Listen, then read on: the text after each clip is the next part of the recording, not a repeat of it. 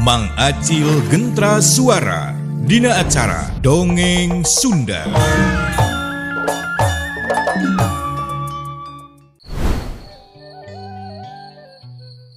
Mak, kunaon deui mak teh ngahulang kitu? Yap, urang nuluykeun deui perjalanan bilih kasontenan teuing. Mohon mak, teh seueur ngalamun. Hayu urang lumampah deui, asih mata sayang gara-gara pendak teh sareng bapa.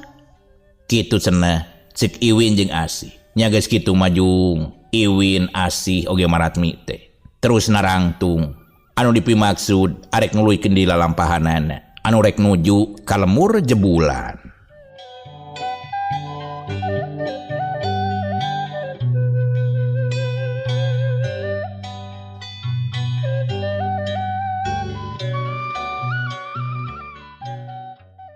Harita anu tiluan antara Asih, Maratmi jeung Iwin serog ka jalan rada lega. Pok Asih teh ngamimitian nyarita.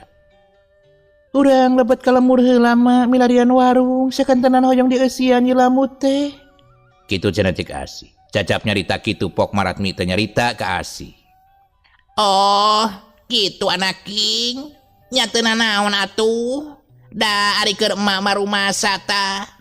Sapanjang lalampahan ge sok kadang-kadang sapamanggihna di leuweung-leuweung aya ngalamanuk atawa bongborosan jeung pupucukan. Ngadenge Maratmi kitu, ditempas di ku Iwin. Mohon mak, urang milarian heula warung kanggo bekel lambut. Mamanawian aya warung di Palipayun kaleresan bekel mah aya. Anu dipasi ku pupuh lemur basa urang bade mangkat. Kan urang teu bahanan bekel saurna teh beli peryogi cenah kanggo di jalan. Kitu tak mak, teu kenging hariwang. Aya kanggo bekel mah. Kitu cenah cek Iwin. Nya sabot keur leumpang asup ka sisi lembur. Harita teh paasrog jeung hiji lalaki. Nilik kana eta dangdanan teh. Lalaki ngora keneh anu kakara balik tas ngalasulu. Kaciri eta lalaki teh nanggung sulu, bangun anu gancang pisan leumpang. Eta lalaki teh ngareret kanu tiluan, terus ngagarentes dina hatena, samemeh tepi ka hareupeun Maratmi sabatur-batur.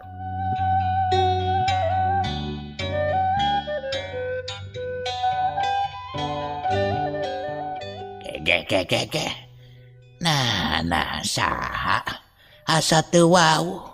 Jeung deui gareulis duanana mah. Buah-buah rek ngariweuhkeun ka ieu lemurnya.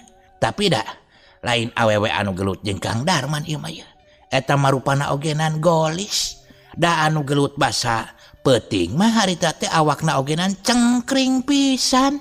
Bari jeung kusut ieu mah harerang mencrang. Kitu cenah, cek hiji lalaki anu nganyahuankeun ka Maratmi, ka Iwin jeung ka Asih.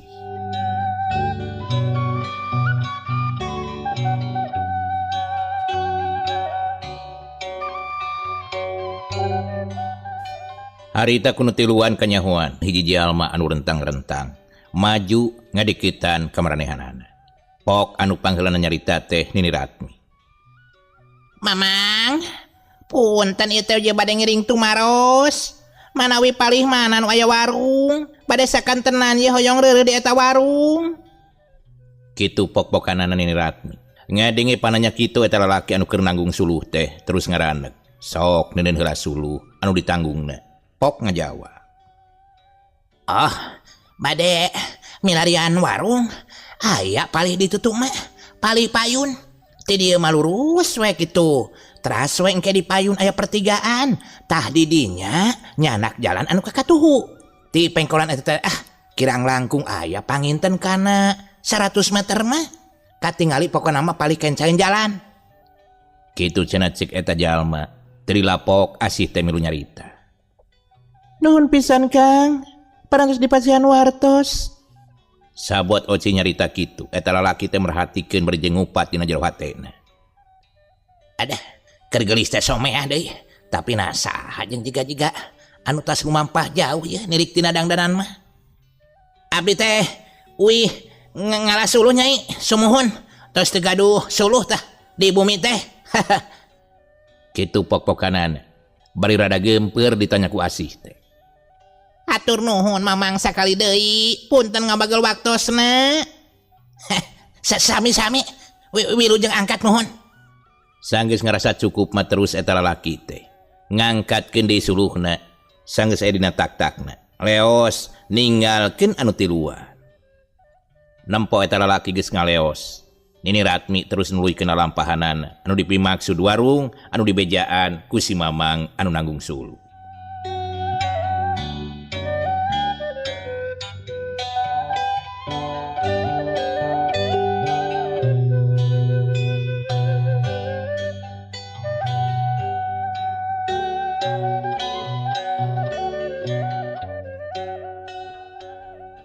Kebat lalampahanana Maratmi jeung Asih kitu deui Iwin. Urang gancangkeun ieu carita kira-kira 50 meteran deui ka tempo harita teh aya warung anu dituduhkeun ku nu manggul suluh tadi. Pok Iwin teh nyarita. Alhamdulillah, tu geuning aya warung tuh. Wah, kalaresan ece. Jiga-jigana seueur jajanan tuh. Berarti eta warung teh kajojo pisan. Jadi pangjug-jugan jigana mah. Ngadengi Asih nyarita kitu Pok Maratmi teh nyambung carita anana bari jeung terus leumpah. Jika nama ubah deui warung nyai. Ngan eta hiji-hijina anu aya di lemur ieu mah. Muhun panginten emak, biasa nama janten kajojo tah kuno aya di lemur. Temal Iwin ngahaminan carita Nini Ratmi. Sabot Maratmi jeung Asih da leumpang nuju ka eta warung. Anu keur aya di warung musirkeun panenjona kan keur leumpang ngadeuketan. Anu kabeneran pisan, di jero warung teh lalaki anu geus aya umuran, Pok nyarita ka si bibi warung. Wah, Bi, tempo tuh aya nu ngagiding ngadeuketan ka warung tuh 3 jalma marake dangdanan jawara. Anu duaan mah kawas-kawas anu keur ngawal anu hiji deui tah. Jigana dununganana kitu nya da make dangdanan jalma biasa. Buah-buah rek ngariweuhkeun yeuh. Kitu pok-pokanana eta lalaki anu ngaranna Rasta. Ngadenge rasa nyarita kitu si bibi warung curingha terus keluar. Barang geus di luar nya we aya 3 jalma anu keur leumpang bangun rusuhan nuju ka warung manehanana. Waduh ieu. Walah, boa-boa ieu Kang Rasta. Eta teh balad garong anu sababaraha mangkukna ka tukang teh tah dielehkeun ku nu ngaran saha? Darman anu keur natamu di Mangkapri tuh harita. Aduh, kumaha atuh geus kieu yeuh? Gusti nu mah suci kumaha ieu? Jungjung bejaan atuh tua kampung ka ditu. Cik si bibi nyarita ka Mang Rasta anu aya gigireunana. Ari Mang Rasta terus ngareret ka babaturanana anu ngaran Jahman. Jahman, hayu atuh anteur dewek yeuh. Urang bebeja ka tua kampung bisi aya kariweuhan. Sabab perlu jalma anyar pinanggih mah ditanya maksud jeung tujuanana. Ku sabab nama ieu lemur urang teh keur aya dina bancang pakewu. Hayu buru, lain kalah ka malohok kitu. Ngadenge Mang Rasta nyarita kitu Jahman makalah ka ngagrentes sajroning hatena. Mulaing boga pamajikan geulis kitu lah moal dititah kaluar ku aing. Moal ku aing dikunci we di kamar dipingit ku aing lah. Nyaan tah sumpahna ge. Waduh kata aji ku kageulisanana. Ku tante di alam dunya ieu aya nu geulisnya. Allah maliting aranyoy kitu eta. Cacak-cacak. Teu make naon-naon komo lamun didangdanan ku aing teh. Ka pasar we aing teh tuluy isukna teh balanja sarupaning dangdanan teh keur manehanana. Aing rek make baju nu bergengsi we lah. Anu zaman kiwari. Geurag ge lamun didangdanan ku aing make papakean anu zaman kiwari. Aduh. Anu sarua merecat. Geus kabayangkeun we ku aing eta. Tingkole nyaina. Cacak sakieu geus guguri lengan. Kitu cenah cek Jahman berjeng Musa Mesem. Pok deui atuh Mang Rasta teh nyarita jiga nu geus ngajudi kana naon anu dipimaksud ku babaturanana. Sia mah Jahman teu kau pisan heuleu anu herang jiga nu heueuh we aya kabecus meunangkeun anu geulis. Hayu. Jung Jahman tenang tong bari Pok nyarita ka Mang Rasta. Bangun anu haneueul pisan. Deng teh ari akang atuh. Mun sok tarang hargaan pisan teuing urang teh keur boga kangeunahan atuh. Keur mangi pamandangan anu endah. Mah tuh diganggu teu ngarti pisan ka budak ngora teh. Pemandangan naon sia teh kehed. Gas, hayu urang ka tua kampung. Nya adalah di kumaha harita teh Jahman nuturkeun ka Rasta. Anu boga maksud arek ngabejaan ka tua kampung pedah aya jalma tiluan anu anyar pinanggih.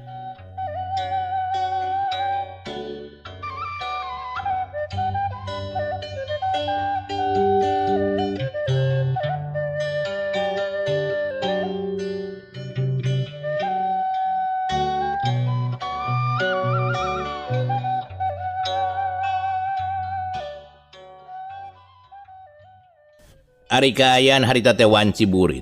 Reang na tonggeret jeung manuk cangkurileung anu aya di sabuduran eta lemur. Mapaes kaayaan harita. Srog anu tiluan teh beuki deukeut wae ka warung. Gebeg si bibi warung teh ngagebeg. Nya we nempo Asih jeung Maratmi anu make dangdanan Jawara. Pok si bibi warung teh ngagerentes dina hatena. Waduh, Gusti, kudu kumaha deui ieu? Lamun ieu jalma nu tiluan teh bakal ngariweuhkeun ka ieu lemur. Buah-buah balad anu ditandasa ku jalma anu cicing di Mangkapri teh nya. Basa harita tah. Kitu pok-pokanana si bibi warung. Nempo si bibi warung bangun anu keur manggi kareuwas. Samemeh tumanya pok uluk salam heula Iwin teh. Assalamualaikum. Gebeg si bibi warung teh ngarenjag. Teu waka-waka ngajawab salamna. Nempo Iwin uluk salam kasurung kurasa panasaran teu lila. Ngagerentes dina jero hatena.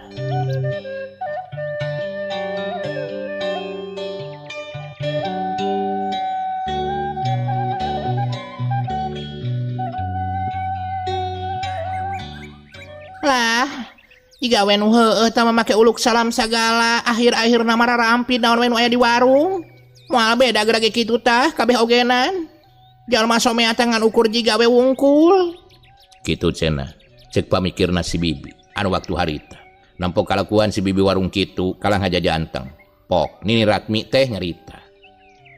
Assalamualaikum. Punten sampurasun bibi, punten. Ngadenge di anu uluk salam ka si bibi warung teh ngajawab berjing sorana bangun manggi kareuwas. Waalaikumsalam warahmatullahi wabarakatuh. Mangga marampes nyai gelis sok saralik. Gek Iwin jeung Asih teh kitu deui Nini Ratmi dari yuk dina bangku anu aya di saluareun eta warung. Pok Asih teh nyarita bari jeung nanya ka si bibi warung.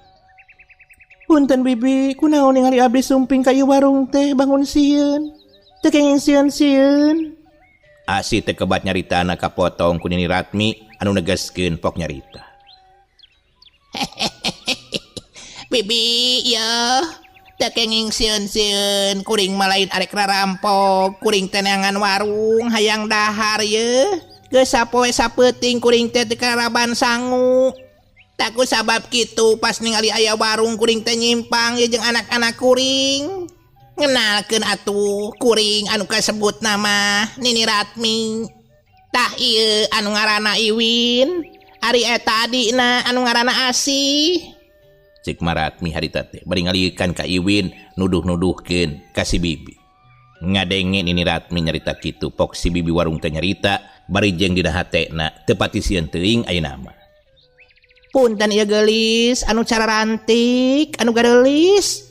Bibi rumaos ieu gaduh panjang ka awon. Aduh, bibi teh nguping sabaraha minggon ka tukang aya warung nu diubrak-abrik ku dua jalma dangdanana sami tah sareng acuk pangsi hideung ka dieu. Kitu cenah cek bibi tukang warung. Sabot tukang warung nyarita kitu Asih jeung Nini Ratmi sering teuteut. Pok Asih teh nanya ka si bibi warung. Ke nah aku maka jantenanana. Warung saha bibi? Warung bibi atanapi warung saha? Kitu cek Asih bari neuteup ka tukang warung. Pok si bibi tukang warung teh ngajawab pertanyaanna Asih. Gampil gelis, engke dicaritakeun mah nya ku bibi. Aduh punten pisan sakali deui bibi teh nganggap anu cantik teh nganggap jalmi garong. Bari song harita teh karek si bibi teh ngajak sasalaman gap ku Asih jeung ku Nini Ratmi oge ku Iwin teh ditampanan. Sanggeus sasalaman pok deui tukang warung teh nyarita.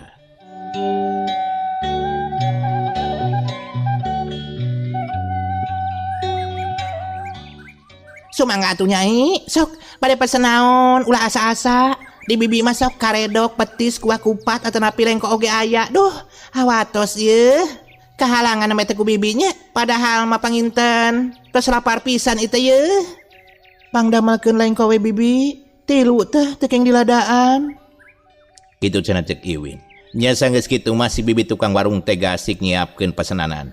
Sanggeus siap song-song diasongkeun ka hareupeun Iwin Asih kitu deui Nini Ratmi. Nempok kitu si bibi warung ngagerentes di dina hatena. Eta anu ngora mah bari jeung geulis teh somea deui, tapi jiga keur lumampah jauh ieu teh nilik tina dangdanana mah.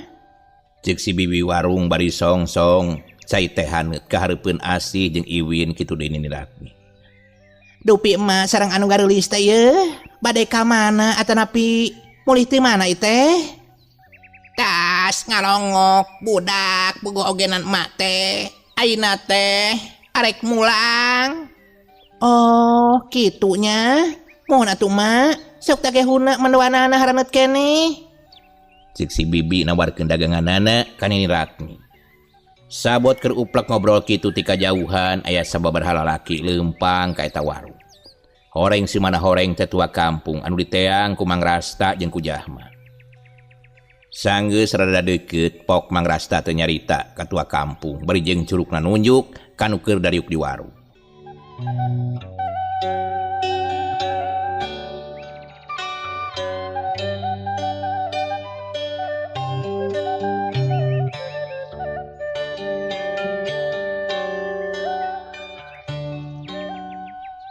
Tuh, patua tuh. Jelmana teh ayeuna mah keur dalahar tuh.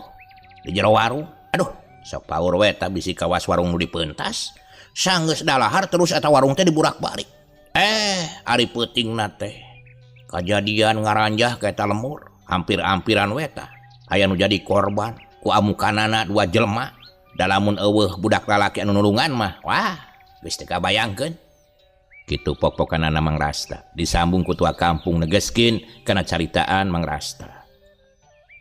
Cah, eta heueuh Mang Rasta anu jadi pamikiran kuring oge. Sok sieun eta anu aya di jero warung teh balad-baladna komplotan garong. Kitu cenah cek tua kampung. Bari serog ka hareupeun warung terus uluk salam patua teh.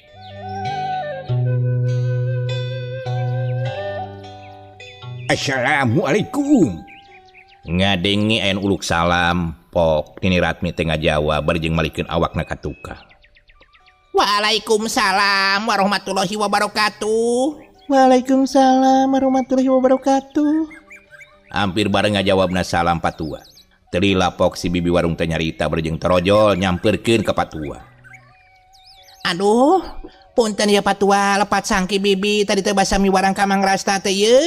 Disangka ku bibi mah balad gorombolan atanapi garong anu rek ngaburak-balik ka ieu lemur tur padahal sanes eta patua sanes. Sok we bilih teu percanten mataros ku patua nyalira tah saha eta jalmi anu tiluan teh. Kitu pok-pokanana si bibi warung. Negeskeun samemeh patua nyarita ka Nini Ratmi sabalad-balad. Nya sanggeus kitu mah song patua teh ngasongkeun leungeunna ngajak sasalaman. Malahan makasa kabehna anu araya di warung. Nya sanggeus kitu mah patua teh ge diuk dina bangku panjang anu disadiakeun di eta warung. Nya sanggeus kitu pok patua teh nyarita. Satu acana sim kuring teh nyuhunkeun dihapunten ieu teh. Dupi emak teh saha teh? Bade ka mana sareng mulih di mana?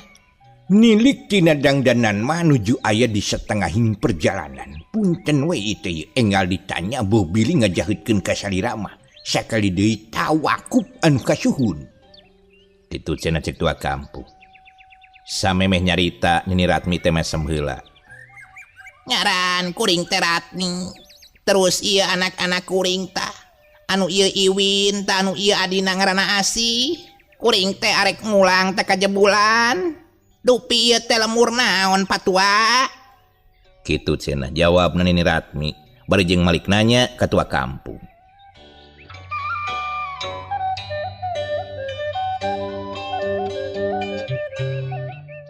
Oh, gitu. Pantesan atuh. Si horeng teh adi lanjik nyemeh sarimbag. Malihan memirip pisan tadedegan jeung tangtunganna ogenan. Teu dipikeun saeutik persis tah. Nya ari ieu teh nu katelahna lemur kalangpari kitu tah mah. Jadi emak teh arek kajebulan. Rada tebih keneh oge atuh kajebulan mah teh. Masih kene kudu nyorang sababaraha leuweung geledegan. No mawi patua, mantak nabi teh nyuhunkeun izin we heula ka sadayana ye. Bade reureuh sakedapan mah di dieu. Bari jeung ngopi margina di perjalanan teh langking menak warung. Nya ayeuna kaleresan pisan penak di dieu ye. Nya nyimpang we nini teh. Pedahna mah karasa lapar. Sanes ieu teh patua punten. Ti tadi teh kunini diperhatikeun nilai kana paripolasi bibi anu gaduh warung. Pas kadatangan kusim kuring teh jiga anu reuwas, kawas tas manggi kajadian anu teu dipiharep. Nah aya karibeuhan naon di ieu lemur teh? Kitu cenah cek Nini Ratmi. Bari melong harita teh ka tua kampung. Cacap nyarita kitu tua kampung narik napas bangun bingung pikeun nyaritakeunana. Nempo patua kalakan narik napas pok asih teh nyarita ka patua. Tekeng hariwang bapak, sok carioskeun. Naon anu tos kajantenan di ilmu teh? Nya sanggeus narik napas jero, pok tua kampung teh nyarita. Kieu itu lalakon namanya kitu deui ka emak. Puguh ogenan bener pisan. Sadayana kadang warga teh ite nuju dikukuntit ku kasedih, nuju diudag-udag ku karempan ite. Ari sabab dama, sabeberha minggu ka tukang teh tu di kampung Bulah Kulon tu. Aya kejadian, tiberangna nya eta warung teh diubrak-abrik. Terus pas putingna teh kadatangan kedua garong, anu hiji lalaki anu hiji di awewe. Tah, kilalakon salengkap nama kieu. Barabat patua teh nyaritakeun naon anu geus kaalaman di lembur Kalangpari. Sabot patua nyaritakeun kitu, Iwin ngagerentes sajeroning hatena. Lamun bener eta lalaki ngora jeung Kasep teh, syukur oge lamun bener anak aing Jang Darman. Ngan hanya akalnya geus runta deui ti ieu lembur. Punten patua, dupi namina eta jajakan nulungan teh. Basa di ieu lembur diranjah ku dua garong gelo teh saha namina punten pisan. Jadi anu disebut jajaka anu nulungan pami telepat mata ngaranna teh Oman kitunya. Ih lain Oman, Darman eta teh ngaranna teh. Kabeneran manehna teh keureuh di Mangkapri tah. Sabab cenah eta jalma teh keur aya di satengahing perjalanan. Keur neneangan anu geus mateni ka bapakna. Kitu tah nurutkeun caritaan Mangkapri mencece. Hulang Iwin teh ngahulang. Kitu deui Nini Ratmi. Pok Iwin teh nyarita ka surung ku rasa bunga dina hatena. Mak, geuning Jang Darman. Ujang ieu emak. Di mana anjeun teh Kasep? Geus panggih acan jeung adi hidep oci. Ya Allah, Gusti Nu Maha Suci mugi disalametkeun anak abdi. Jauhkeun tina jalmi-jalmi anu durjana. Kitu cenah cek Iwin. Rada ngagerendang nyaritana, tapi kadengin ku si bibi tukang warung. Pok nyarita.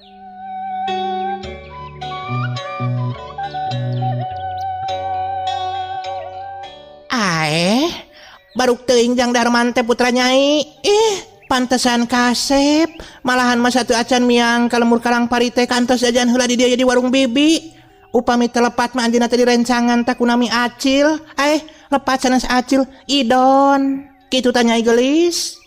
Cacap nyarita kitu, Iwin teh terus ngagukuk ceurik, ras kana nasib anu kealaman ku dirina. Terus ngagabrug harita teh ka Nini Ratmi anu jadi mitohana. Mak, bener eta teh budak abdi Jang Darman, incu emak. Jeung si idon teh babaturanana. Abdi yakin pisan. Anjeunna teh keur mapai-mapai laratan urang bari jeung neangan garong anu geus mateni tah Kakang Wikanta. Ieu mah Kasep, Nyai geulis oci di mana hidup teh atuh. Sabot Iwin nyarita kitu, pok tua kampung teh nyarita. Kutan teh Jang Darman budak Nyai nya. Sing sabar gelis, sing sabar tumamprak kana kaayaan. Kitu pok-pokanana tua kampung. Nya sanggeus kitu Nini Ratmi nyarita bari jeung usapan Buk Iwin. Geus Nyai, sing tawakal sing pasrah, teu waleh-waleh urang teh ngaduakan umah kawasa. Muga-muga urang teh bisa dipanggihkeun deui jeung si Sujang kitu deui si Nyai incu emak. Bibi sabarahaeun eta tuangeun. Bili kasontenan manten ieu bade mulih we ka jebulan. Ari emak, wios teuing, keun teh yang dibayar. Malahan mah bibi anu ngarasa kautangan budi ku incu emak. Bibi teh ridho, tos teh kenging dibayar teh kenging. Ngadenge si bibi nyarita kitu pok tua kampung teh mairan caritaan bibi warung. Sumuhun emak, wios ridho lillahi ta'ala. Keun urusan jajan mah ulah janten emutan. Cek patua harita teh bari ku si ubal ngaluarkeun duit tilu lamar diasongkeun ka si bibi tukang warung. Ari si bibi teu langsung narima, pok we nyarita. Wios, abdi ogenan moal nganahana ieu. Ibuna si Ujang ta anu geus bebela ka ieu lembur. Anu geus nulungan sasatna maka warga loba. Lamun teu aya anjeunna mah duh geus kabayangkeun teh nasib sareng kayaan lembur teh kumaha meureunan. Bea aku garong. Atur nuhun atuh bibi. Da perkawis eta mah duka teuing laras, duka teuing henteu eta teh Jang Darman incu emak anu keur neneangan nu mateni nu jadi bapakna. Buating Darman saha mung sangaran. Ngadengin ini Ratmi nyarita kitu pok tua kampung teh nyambung caritaanana. Kuring mah yakin anu dipimaksud ku si Nyai tadi teh yen eta jajaka anu ngaranna Darman teh incu emak. Kuring yakin pisan naon sababna pirasat hate indung moal bisa dibohongan. Tatalibatin indung jeung anak sorangan pasti pageuh salawasna. Cacap nyarita kitu asih anu ti tadi ngadedengikeun caritaan tua kampung. Kitu deui Iwin anu jadi lanceukna. Pok nyarita. Berarti Kang Darman teh tos dewasa cek. Hiji deui teh saha Oci saur Ece teh tos parawannya. Nganduanana papisa jeung Ece. Basa Kang Wikanta patelak di Huma Kebon Jati. Dugikeun ka ngabalukarkeun Ece teh papisa sareng kulawarga. Ngadenge caritaan asik kitu sakabeh anu araya di eta warung teh arolohok bengong. Komo deui Mang Rasta ngarasa boga dosa manehanana. Geus nyangka ka eta tilu jalma teh hiji komplotan garong. Anu rek ngaranjah ka eta lembur. Pok Mang Rasta teh nyarita benta dihampura bari jeung si Deku ka Nini Ratmi. Alah teuing. Pararunten kasadayana kuring teh menta dihampura aduh teuing. Tos wantun-wantun nyangki ka emak sareng kasadayana. Yen ieu teh hiji komplotan garong, malihan kuring tah anu neang patua ogenan sok sieun si bibi warung teh digarong rek ngaburak-bari ka ieu lembur. Kitu tah. Aduh, sakali deui hampura abdi teh ieu hampura pisan. Hampura oge hapunten. Sujang, ari hampura mah hampura, hapunten. Sing bener nyarita teh keun bae wajar ari disangka mah wajar ari boga timuru mah heueuh. Kangaran jalma anu datang anyar pinanggih pasti bae boga curiga. Komo da ieu mah keur kaayana genting tas aya kajadian anu ngabalukarkeun jalma-jalma jadi riweuh. Pasti bae loba kapaur tah ku alatan kajadian anu tumiba. Sok-sok nangtung Ujang ulah nyembah kitu da lain ka raja. Kitu cenah cek Nini Ratmi. Ari si bibi tukang warung harita teh mairan caritaan Mang Rasta. Ngarasa manehna ge boga dosa. Nyai gelis, mak. Kuring ogenan sakali deui hapunten. Tos miwarang ka Mang Rasta tah kasieunaan bibi teh. Kajora ku komplotan garong. Sakali deui bibi teh hapunten. Ih, bibikeun bae, tita tadi ogenan geus wajar, cek mah ogenan. Ngaran jalma mah kudu boga curiga, syukur malahan mah kuring teh ngarasa bunga, yen kuring teh nepikeun ka diperhatikeun ku kadatanganna ka dieu. Najan awalna kuring teh dianggap balad anu jahat ogenan, anu penting mah kuring teh lain jalma jahat. Nya sanggeus kitu, Nini Ratmi sabalad-balad terus pamitan. Sanggeus dipangwayarkeun ku tua kampung. Tapi samemeh Nini Ratmi ngalengkahkeun sukuna ninggalkeun eta warung. Pok tua kampung teh nyarita.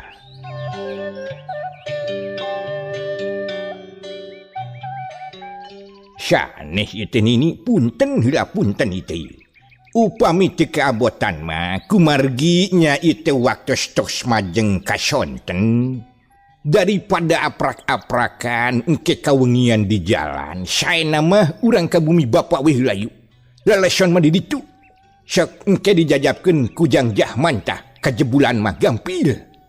Margi nyalalampahan teh lumayan tebih keneh itu ye.